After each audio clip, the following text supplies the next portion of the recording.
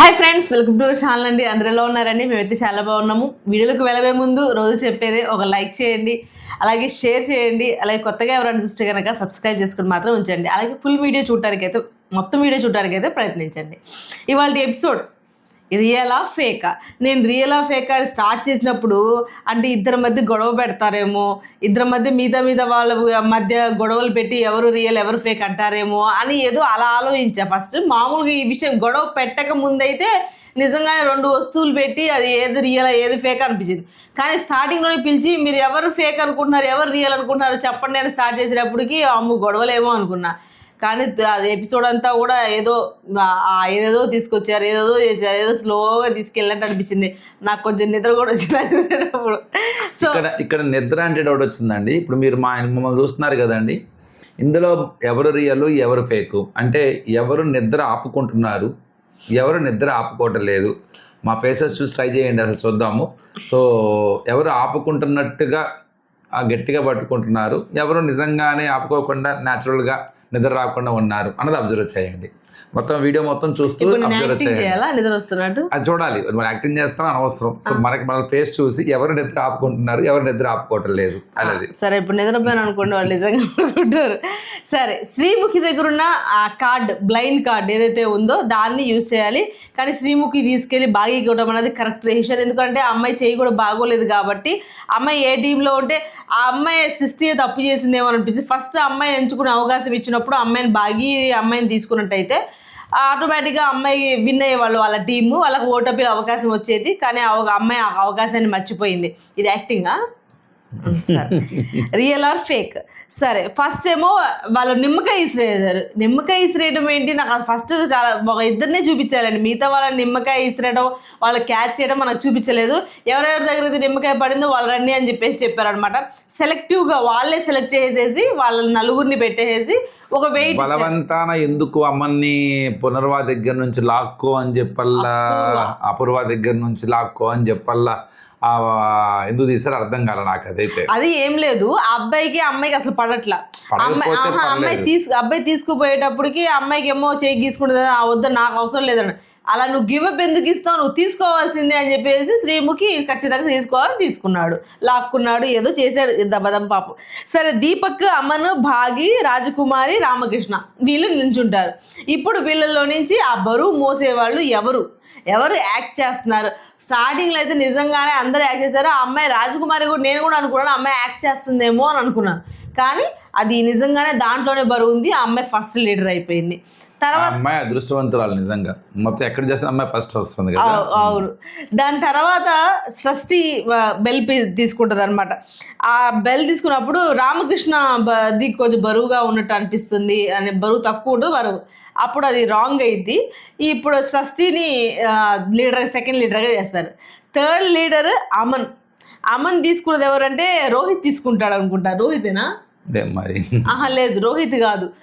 Aman wait మోసేది Rohit అనుకుంటా. రోహిత్ తీసుకుంటే అమన్ ఇచ్చేస్తున్నాడు అని చెప్పి చెప్తారు. కానీ అది అమన్ది కాదు. అమన్ తన ప్లేస్ తను కరెక్ట్గా ఉంటాడు కాబట్టి అమన్కి థర్డ్ లీడర్ చేసేస్తారనమాట.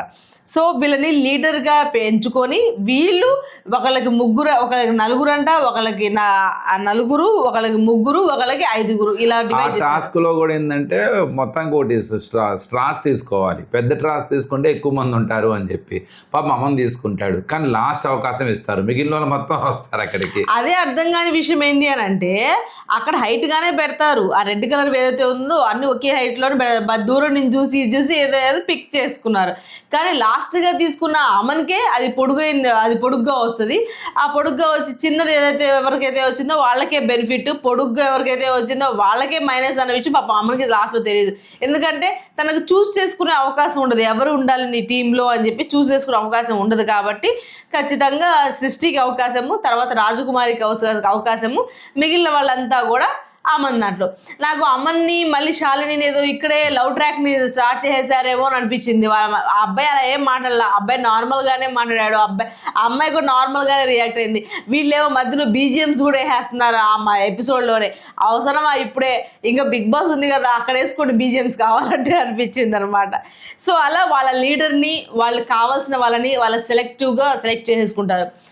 స్టార్టింగ్లో ఎవరు గాయత్రి, రోహిత్, సృష్టి, రామకృష్ణ వీళ్ళ నలుగురికి మనకి ఎల్లో కార్డ్స్ వచ్చినాయి. వీళ్ళకి ఒక్కొక్కరికి ఒక్కొక్క కార్డు వచ్చింది. వీళ్ళ నలుగురిని పిలిచి ఎవరు రియల్ ఎవరు ఫేకు అన్నప్పుడు గాయత్రి ఏమో రోహిత్ని రియల్ అని చెప్తుంది, మిగతా వాళ్ళిద్దరినేమో ఫేక్ అని చెప్తుంది అనమాట. జనరల్గా అందరూ జనరల్గా ఏంటంటే బిగ్ బాస్ హౌస్లో ఎవరైనా దొరికితే అందరూ అదే బాట పడతారు. అలానే అగ్ని పరీక్షలో అందరికీ ఒక టాపిక్ అన్నమాట. ఎవరైనా వీక్ అంటే గాయత్రి, ఫేక్ అంటే గాయత్రి, ఆట ఏదంటే గాయత్రి. అట్లాగా అమ్మాయిని కొంత స్టార్టింగ్ నుంచి చేస్తే ఉన్నారు. మనం అనుకున్నాం అనవసరం ఎందుకు తీసుకున్నారు అసలు ఈ అమ్మాయిని అనుకున్నాం. ఇవన్నీ పడడానికి పాపం ఇవన్నీ పడటానికి అమ్మాయిని తీసుకున్నట్టు అనిపించింది. తర్వాత అఫ్ కోర్స్ ఇటుపక్క రోహిత్ కానీ ఇటుపక్క రామకృష్ణ కానీ ఓకే వాళ్ళిద్దరూ ఫేక్ అమ్మాయిని ఎక్కువ చేసినట్టు అనిపించింది.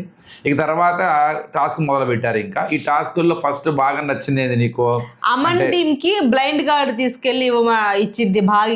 ఎందుకంటే వాళ్ళ టీంలో ఎక్కువ మంది ఉన్నారు కాబట్టి ఆ కార్డు తీసుకెళ్లి అమన్ చేతికే పెడేస్తారన్నమాట. అమన్ అప్పుడు అంటారనమాట, మొత్తానికి నీ చేతికి కార్డు వచ్చింది అని చెప్పేసి నవదీప్ వాళ్ళందరూ నవ్వుతారు. పాపం అబ్బాయి కూడా సైలెంట్గా ఉంటాడు, నవ్వడు కానీ సైలెంట్గా ఉంటాడు. సో వాళ్ళకి ఎంత గెలిచినా వాళ్ళు ఎంత ఆడినా కూడా బయట జనాలు చూస్తున్నారు వాళ్ళు ఎలా ఆడారన్న తప్ప వాళ్ళు గెలిచేది లేదు అన్న విషయం, వాళ్ళే గెలుస్తారు, రాజకుమారి టీమే గెలుస్తారు అన్న విషయం అందరికీ తెలిసిందే. వాళ్ళే గెలిచారు లాస్ట్కి. అంటే కొంత క్రియేటివ్గా చేశారు టాస్క్లు, కానీ మొనాటనీ వచ్చింది. అంటే మనుషులను తీసుకొచ్చి రియల్ ఫేక్, థింగ్స్ని తీసుకొచ్చి రియల్ ఫేక్, అవే రిపీటెడ్గా వచ్చేసరికి ఏమైపోయిందంటే చివరికి ఒక మొనాటనీ వచ్చింది. అవి మారుస్తూ ఉన్నట్టయితే బాగుండేది. స్టార్టింగ్లో అంటే టాస్క్లు ఆడారు కదా, ఏంటది 7 రౌండ్స్ మామూలు విషయం, సేమ్ అదే రిపీటేషన్ చేశారమ్మా. అప్పుడు ఏమవుతుందంటే అదే ప్రాసెస్ రిపీట్ అయ్యేసరికి కొంత బోర్ వచ్చేసింది. స్టార్టింగ్ లో భలే ఉంది అనిపించింది. అంటే ఇప్పుడు పొటాటోస్ ఈ బస్తాలు పట్టుకునేటప్పుడు వెరైటీగా అనిపించింది, ఎందుకంటే అన్ని ఒకేలా కనపడుతున్నాయి. అందులో ఏది వెయిట్ తక్కువ ఉంది, ఏది పెట్టలేదని అదొకటి.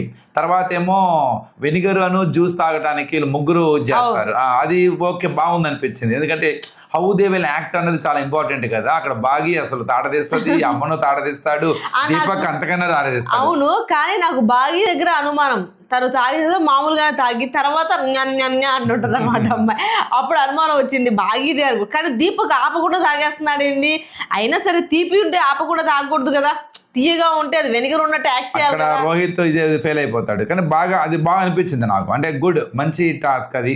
అంటే హౌ దే యాక్టింగ్ స్కిల్స్ అనేవి బాగా ఉపయోగపడ్డాయి. ఇక తర్వాత మెజిషియన్ దగ్గర ఒకటి ఉంది అనుకోండి, టాల్ హైట్ ఫస్ట్ అది ఓకే అనిపించింది, ఆల్మోస్ట్ కొంత గెస్ చేయగలిగారు అనిపించింది, కానీ బాగుంది అది కూడా. అక్కడ విన్ అయింది సృష్టి, మిగతా వాళ్ళిద్దరూ గెస్ చేయలేకపోయారు. ఎందుకంటే అబ్బాయి ఇలా నుంచి ఇలా వంగి చూస్తున్నప్పుడు ఈ అబ్బాయి వంగి చూస్తున్నాడు కాబట్టి ఈ అబ్బాయి హైట్ అని అనుకున్నా. నా గెస్ కొన్ని విషయాలు కరెక్ట్ అయింది. హైట్ తక్కువ అలా తొంగి చూస్తున్నాడు కాబట్టి ఈ అబ్బాయి హైట్ అని. సేమ్ అలాగే సృష్టి దాంట్లో గెలిచిద్ది. ఆ టీంలో నుంచి గాయత్రిని తీసేస్తుంది అన్నమాట. ఏ టీంలో నుంచి అయితే తీయాలో ఆ టీంలో తీసేస్తుంది. అలాగే సెకండ్ రౌండ్ అదేదో అంటారు పఫ్ లాగా ఉంటుంది, దాని పేరు ఏదో వెరైటీగా ఉంది, దాన్ని అది రియల్, అది కూడా నిజంగానే దూరం చూస్తే బాగా కలర్ వేసి ఉన్నది, ఫేక్ అయినది, కొంచెం నార్మల్గా ఉన్నది, కొంచెం ఇదిగా అలా ఉందన్నమాట. కానీ అది కూడా ధర్మాకోల్ తయారు చేస్తారు కదా వాళ్ళు, అది నోట్లో పెట్టి మరీ చూపించారనమాట. దాంట్లో అపూర్వ, మిథిలేష్ ఇద్దరు కరెక్ట్ చెప్తారు, దీపక్ రాంగ్ చెప్తాడు, అది కరెక్ట్ కాదు, చరణ్ని తీసేస్తారు. ఇద్దరు గెలిస్తేనేమో ఇద్దరు డిసైడ్ అయ్యి ఒకళ్ళు తీసేయాలి, ఒకళ్ళు గెలిస్తేనేమో ఏ టీంలో అయినా సరే ఒకళ్ళు తీసేయాలి. వాళ్ళు తెలివిగా ఏం చేశారు, అన్ని రౌండ్స్ మ్యాక్సిమం రౌండ్స్ అందరూ కరెక్ట్గా చెప్పారు. ఎవరిని తీయాల్సిన అవసరం లేదు, ఎవరికి అన్యాయం చెప్పాల్సిన అవసరం లేదు, ప్రశాంతంగా ఎవరికి వాళ్ళు చేసుకుంటారు.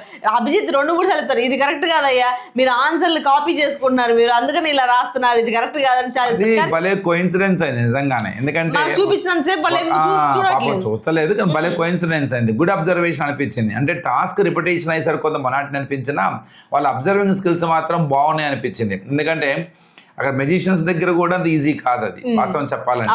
కానీ వాళ్ళ అబ్జర్వేషన్స్ బాగుంది. ఒక క్వశ్చన్ అడుగుతారు అతన్ని, మీరు ఎప్పటి నుంచి చేస్తున్నారు అని, అబ్రగదబ్ర ఒక అడగమని చెప్పేసి, అవుట్ఫిట్ కూడా కొత్తగా ఉంది, షూ కొత్తగా ఉంది, ఇట్లాగా భలే అడిగారు అనిపించింది నాకు. ఆ టీంలో అందరూ విన్ అవుతారు.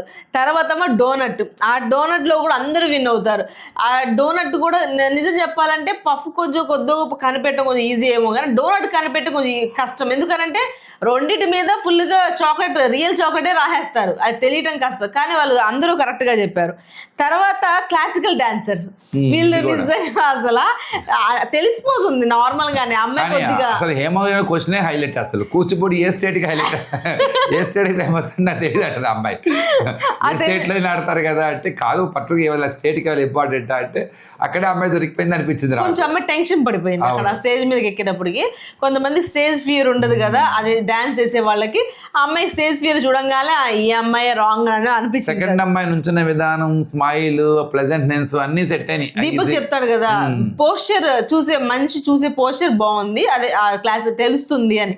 తర్వాత సన్ఫ్లవర్, ఇది కూడా ఇంపార్టెంటే, అంటే కనుక్కోవచ్చు కానీ కొద్దిగా కష్టమైన విషయమే. కానీ ఇది ఎక్కడ తెలుస్తుంది అంటే నిజంగానే మధ్యలో ఉన్న దాని మీద బ్లాక్ కలర్ బ్రౌన్ కలర్ ఏదైతే ఉంటుందో దాని మీదే ఆధారపడి ఉంటుంది.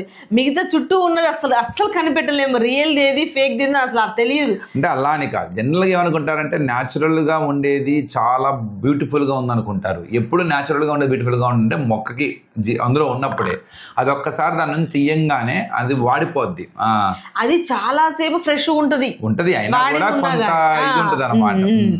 తర్వాత ఏమో మదర్ అండ్ డాటర్, అది కూడా బాగుంది. అది కూడా ఆ అమ్మాయి కూడా ఏం యాక్ట్ చేసిందో, ఆ అమ్మాయి చిన్నపిల్ల వచ్చిన అమ్మాయి కూడా మీ మదర్ ఏరమ్మా అంటే ఏమో, మీ మదర్ ఎక్కడికి వెళ్ళామంటే ఏమో. కానీ ఈజీ గెస్సింగ్, పోలికలు బాగున్నాయి అనిపించింది. అవును, అమ్మాయి ఈజీ గెస్ చేయొచ్చు అనిపించింది. అవును. సో అది తర్వాత రాజకుమారి టీం విన్ అవుతారు. ఓట్ అప్పీల్ ఎవరికి ఇస్తారంటే యాజ్ యూజువల్ ఆ టీంకి కార్డు ఇచ్చిన భాగీకి ఓట్ అప్పీల్ చేస్తారు. మోస్ట్ వాల్యుబుల్ ప్లేయర్ ఎవరు? రాజకుమారి.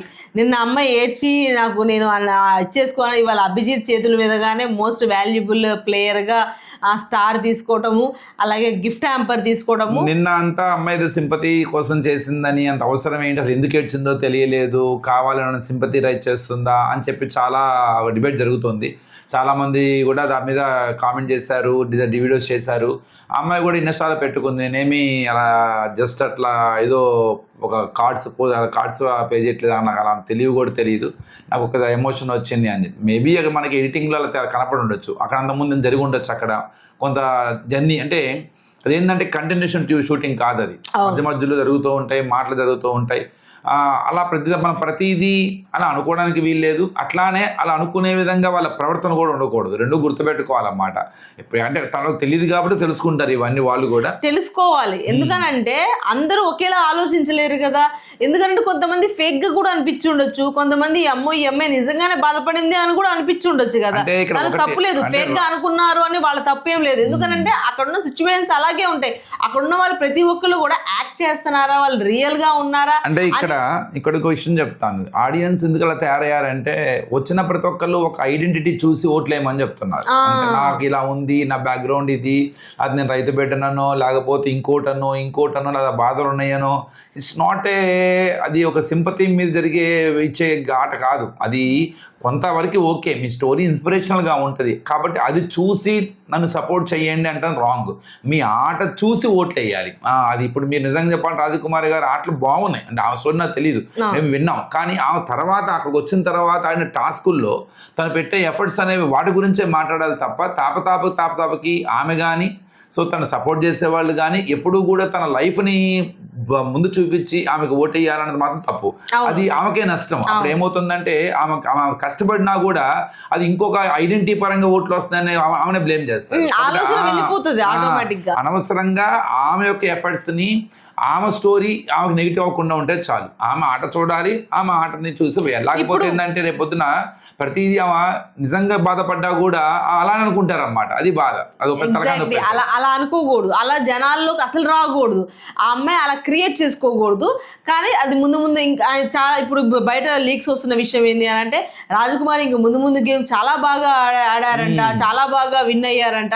ఇప్పుడు ఇవన్నీ వింటుంటే ఏమో ఆమె ఆడిన ఆటే కనపడుతుంది కానీ ఆమె బ్యాక్గ్రౌండ్ లో ఉన్న స్టోరీ కనపడదు కదా. అలాగే ఉండాలి. ఆటపరంగానే చూడాలి, ఆటపరంగానే ఇచ్చేయాలి. వెనకాల బ్యాక్గ్రౌండ్ చూసి ఎవరు ఓట్లు వేయరు. అలాగే వెనకాల బ్యాక్గ్రౌండ్ చూసి కొంతమంది ఇది అవుతారేమో కానీ తర్వాత ఉండే కొద్దీ అది పాత పడిపోతుంది, అది కొత్తగా అనిపించదు. సో అలాగే ఎల్లో కార్డ్, వీళ్ళ ముగ్గురు లీడర్స్ని పిలిచి మీ ముగ్గురు 3 పేర్లు చెప్తే వాళ్ళ ముగ్గురులో నుంచి ఒకళ్ళని వీళ్ళు ఎంచుకుంటారని చెప్పేసి అన్నారు. శాలిని ఫస్ట్ రౌండ్లోనే ఓడిపోయింది కాబట్టి అమన్ శాలిని సెలెక్ట్ చేస్తాడు, హేమంత్ని అలాగే అపూర్వ, వీళ్ళు ముగ్గురు సెలెక్ట్ చేస్తే జడ్జెస్ అపూర్వాని. వాళ్ళిద్దరు ఏదో ఒక టాస్క్ తను ప్రూవ్ చేసుకున్నారు. నువ్వు దేంట్లో కూడా ఇంకా సరిగ్గా ప్రూవ్ చేసుకొని కనపడింది లేదు. అమ్మాయి మాటలు అంటే బిగ్ బాస్ అంటే మాట్లాడాలి, బిగ్ బాస్ అంటే డిబేట్ చేయాలి అనే ఒక కన్సర్న్ లోనే కనపడుతుంది. కానీ టాస్క్ల పరంగా అంటే ఇక్కడ టాస్క్లు అంటే ఏదో ఆడాలని కాదు, how you are going to show your enthusiasm, how you are putting the efforts అంతే. సేమ్ వాళ్ళ శాలిని కూడా అలానే. శాలిని కూడా ఒక టర్న్ ఆఫ్ ఇష్యూలో అక్కడ సృష్టి గురించి చెప్పేటప్పుడు చిన్న ఎగ్జాంపుల్ చెప్పేటప్పుడు రామకృష్ణ తెస్తాడు. అప్పుడు ఈ అమ్మాయి టక్కని ట్రిగ్గర్ అయ్యి ఎందుకో టక్కని రామకృష్ణ అనంగా అనే వాయిస్ అనేది చాలా ఇది వస్తుంది. సార్ వాయిస్ వచ్చినా పర్లేదు, షటప్ అని అన్నిసార్లు మాట్లాడాల్సిన అవసరమూ లేదు. అట్లానే ఒక చులకనగా ఏదో తన వాయిస్లో అబ్బాయి అంటే కేర్లెస్, మనం ఈ అబ్బాయిని ఏమన్నా అనొచ్చు, ఈ అబ్బాయిని మనం పెద్దగా పట్టించుకోవాల్సిన అవసరం లేదు, ఈ అబ్బాయికి ఆట తెలియదు ఏం తెలియదు అనే ఒక టైప్ ఆఫ్ లాంగ్వేజ్ అన్నది మాత్రం అమ్మాయికనే కాదు అక్కడ ఉన్న కొంతమందికి అలాగే ఉంది. ఎందుకనంటే రామకృష్ణ అంటే కొద్దిగా ఒక చిన్న చూపులా అనిపిస్తుంది. ఆటలో ఆడనంత మాత్రాన, లేకపోతే అందులో స్కిల్స్ లేనంత మాత్రాన, కొంత కన్ఫ్యూజ్ అవుతున్నంత మాత్రాన మీరు ఆడేవాళ్ళు తోపులు కాదు, అలానే ఆడని వాళ్ళు ఫెయిల్యూర్స్ కాదు. సో ఇది just a part of the life అంతే. ఆ అబ్బాయికి వచ్చిన దాంట్లో ఆ అబ్బాయికి ఉన్న స్కిల్స్ లో మీకు లేనివి చాలా, మీకు తెలియనివి చాలా ఉండుండొచ్చు. మీకు చేసే వాటిలో అబ్బాయికి తెలియకపోవచ్చు. కానీ అమ్మాయి కనుక మళ్ళా ఎంతవరకు అయితే అమ్మాయి డిఫైన్ చేసుకుందో అదంతవరకు కరెక్టే. కానీ అది డిఫైన్ చేసుకునే క్రమంలో ఏమవుతుందనంటే అది వేరే రకంగా వెళ్ళిపోతుంది. షటప్ అని అంటాము, నువ్వు ఆగు అంటే ఏంటి, దాని చిన్న చూపులాగే అనిపిస్తుంది. నేను ఎప్పుడు చెప్తూ ఉంటానన్నమాట, మనం ఎంత గట్టిగా మాట్లాడినా, అంటే పాయింట్ టు పాయింట్ మాట్లాడినా, వ్యాలిడ్ పాయింట్స్ మాట్లాడినా, అసలు నిజంగా కరెక్ట్గా మాట్లాడిందన్నా మన వే ఆఫ్ లాంగ్వేజ్, ఒక్క మాట తూలితే చాలు, మన బాడీ లాంగ్వేజ్ తేడా వస్తే చాలు, మన మాటలు వినరు, మన పాయింట్స్ వినరు, మనలో ఎంత వ్యాలిడ్ ఉన్నా వినరు, మన బిహేవియరే చూస్తారు. ఆ బిహేవియర్ ముందు ఏమైపోతుందంటే మనం చెప్పే పాయింట్లన్నీ కదా మాయలో కలిసి. ఇవాళ నవదీప్ కూడా ఒక మాట అంటారు, మీరు గుర్తుపెట్టుకోండి, నువ్వు చెప్పిన డిఫైన్ చేసుకున్నది, నువ్వు చెప్పిన మాట అన్నీ ఓకే, కానీ మన మాట్లాడే వర్డ్స్ ఏదైతే ఉన్నాయో అది చాలా జాగ్రత్త. మీరందరూ గుర్తుపెట్టుకోండి. అదే ముందు నేర్చుకోవాల్సింది ఏంటి అని అంటే మన మాట జాగ్రత్తగా మర్యాదగా మాట్లాడాలి. మాలాంటి వాళ్ళు చాలా మంది వాళ్ళు ఏం చేస్తారు, ఇంకా శాలిని అలా మాట్లాడకూడదు రామకృష్ణ అని అంటారు. రేపొద్దున మీరు ఏం చేస్తారు, వచ్చిన ఎక్స్ప్లెనేషన్ ఇస్తారు, అబ్బాయి తెలియలేదు అందుకే ట్రిగ్గర్ అయ్యా అని ఇలా చెప్తారు. కానీ అవన్నీ వినరు కదా. అవకాశం మీరే ఇచ్చారు, అన్నవాడిది తప్పు కాదు కదా. ఇప్పుడు మాకు అవకాశం ఇచ్చింది మీరు. సో వెంటనే మేము అది చూసాము, అది నమ్మాము, జస్ట్ మీ బిహేవియర్ గురించి, మీ మాట గురించి మాట్లాడుతున్నాం. మీ పాయింట్ కరెక్టే కదా, కానీ మీ వే ఆఫ్ ప్రొనౌన్సింగ్ అనే దాని గురించి మాట్లాడాం. అసలు దానికి ఛాన్స్ ఇచ్చింది ఎవరు? మీరే. కాబట్టి అది చాలా జాగ్రత్తగా తెలుసుకోవాలన్నమాట. అది మంచి ఎక్స్పీరియన్స్, అది లెర్నింగ్ ఎక్స్పీరియన్స్. అది అందుకనే అగ్ని పరీక్ష అని వీళ్ళని పెట్టి ట్రైన్ చేస్తున్నారు. దేనికంటే ప్రతిదీ కూడా వాళ్ళకి తెలియాలి. ఎందుకంటే సెలబ్రిటీస్ అంటే వాళ్ళకు కొన్ని తెలిసి ఉంటాయి, కొన్ని తెలియకుంటాయి. కానీ కామనర్స్ అంటే వీళ్ళు ఇంతకుముందు జనాల్లోకి వెళ్ళుండరు, ఇంతకుముందు సెలబ్రిటీస్ వాళ్ళతో ఉండుండరు, ఇంతకుముందు నలుగురితో మనం పోట్లాడి ఉండం కదా చాలా మందితో. మనం నేర్చుకుంటాం, మాట తీరు నేర్చుకుంటాం, మాట్లాడే పద్ధతి నేర్చుకుంటాము, అన్ని పరంగా నేర్చుకుని. అక్కడే కాదు, ఇంట్లో కూడా అంటే మనం అంతమంది ముందు మాట్లాడలేము కదా. ఎప్పుడు ఇంట్లో కూడా మన బాధను అప్పుడప్పుడు మనం చెప్పే లాంగ్వేజ్ లో మన బాధ కన్వే అవ్వదు, ఆ బాధ ఇంకోలా కన్వే అయ్యింది. సింపుల్గా మనం మెసేజ్ చేసేటప్పుడే మనం ఏదో టెక్స్ట్ మెసేజ్ చేసామనుకోండి, ఆ మెసేజ్లో మనకి ఇంటెన్షన్ కనపడదు, అది ఇంకో రకం అవతల వాడు ఎలా ఊహించుకుని అలా ఊహించుకుంటాడు అన్నమాట. సేమ్ అట్లానే మన ప్రొనౌన్సియేషను, మన మాట తీరు అనేది చాలా మోస్ట్ ఇంపార్టెంట్. అదే అవతల వ్యక్తులకి ఆ విషయాన్ని ఎలా కన్వే చేస్తుంది అన్నది డిపెండ్ అయి ఉంటుంది అనమాట. ఓకే ఫ్రెండ్స్, ఇవాళ ఎపిసోడ్ ఇలా జరిగిందనమాట. రేపు ఎలా ఏం జరగబోతుందో, ఇవాళ రియల్ ఆర్ ఫేక్తో ఎండ్ అయిపోయింది ఇవాళ ఎపిసోడ్. రేపు ఇంకో థీమ్తో వస్తారు, అప్పుడు మనం వెయిట్ చేయాల్సిందే. ఓకే ఫ్రెండ్స్, ఈ వీడియో కనుక మీకు నచ్చితే ప్లీజ్ లైక్ చేయండి, షేర్ చేయండి, సబ్స్క్రైబ్ చేసుకోవడం మాత్రం మర్చిపోకండి. బాయ్.